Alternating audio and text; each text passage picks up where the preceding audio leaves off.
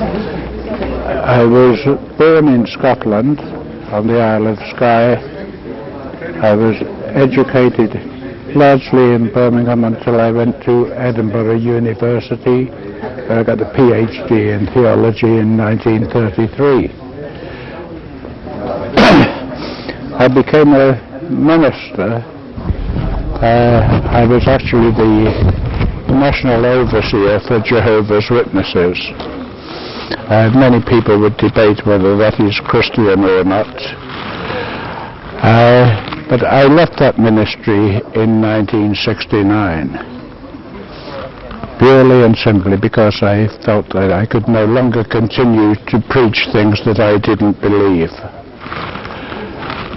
I would love to tell you that I started straight away on a search for truth, but that would be a lie. I did everything that was bad. I went completely the wrong way. I gambled, I drank, I womanized. Until in 1995, on October the 28th, praise be to Allah, I embraced Islam. I'd been considering Islam for some years beforehand, and had already made one or two adjustments in my life, my eating habits. I was eating halal for 10 years before I embraced Islam. I was choosing my friends more carefully, and it was not until 18 months before I embraced Islam that I gave up drinking and at the same time gave up gambling.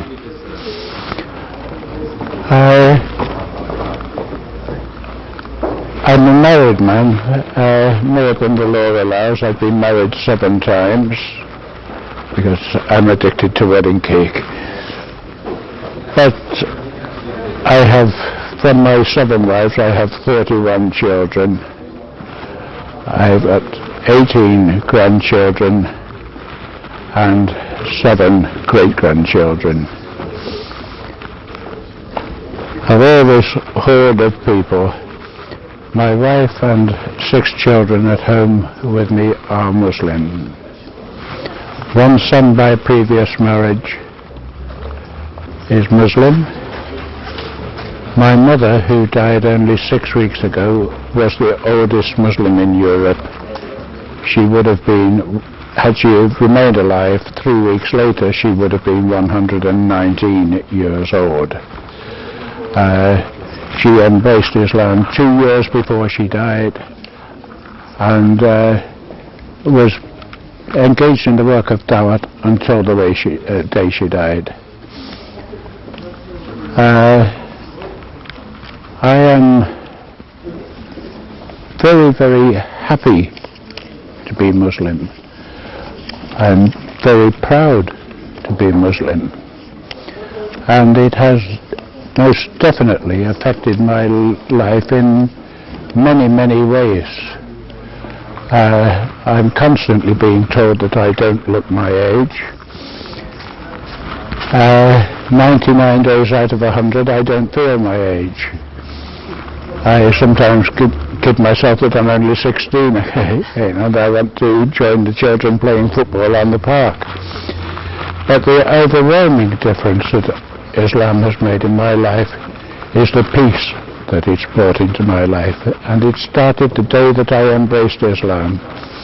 I had never before set foot inside a mosque, and I turned up at the masjid by arrangement with Haji, who had made the arrangements at the masjid, and I was the first to arrive. I'd borrowed Sawar Kameez from a friend, and felt like a daffodil standing outside the mosque waiting for someone to come and open up. The next person to arrive was Haji himself, who took me into the mosque, showed me how to make wuzu, and then told me that he had to go into the office. I didn't realize until that point that he was a member of the mosque committee. He told me he had to go into the office to sort out some mosque business, but I could go into the prayer hall. He said, if anyone comes in, they won't ask any questions, just sit down. Any books that you see around, you're welcome to read any of them.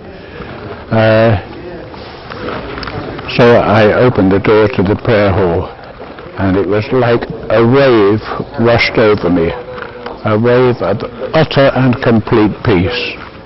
This could partly be explained by the fact that there was no one else there, but it was a sensation that I had never experienced before, nor since. But praise be to Allah, that peace has never completely left me. My iman has been up and down in common with most of my Muslim brothers, but praise be to Allah, I'm still here, and I hope to continue until Judgment Day. To my Muslim brothers and sisters, the one thing that I would dearly like them all to do is to get their priorities right. We are far too often more concerned with the dunya than we are with Allah subhanahu wa ta'ala. There is nothing at all wrong with liking nice things. There's nothing at all wrong with liking a Mercedes car. But when you see the price of a Mercedes car, it means you have to work 2 jobs, work 16, 18 hours a day to accumulate the money to buy that car. What suffers? Your namaz. You can't read your namaz properly, you haven't got time, you're too tired to read the Quran, you're too tired to conduct talim in your own home. So that Mercedes car, although there's nothing at all wrong with it, the Mercedes car becomes haram as far as you are concerned. It's taking the place of Allah subhanahu wa ta'ala. We have to get our priorities right. We have to realize that this dunya has absolutely nothing to offer to any of us. And even though we may acquire great wealth in this dunya, we can't take it with us. The thing that we have to realize is that when you realize that something is right, now is the time to start doing something about it. You can't say, all right, as soon as I have finished paying for my motor car, or as soon as my mortgage is paid, I will start reading my namaz 5 times a day, because we don't know about tomorrow. We don't know about 5 minutes from now. Every Muslim should live every day as if it were his last, because one day he's going to be right.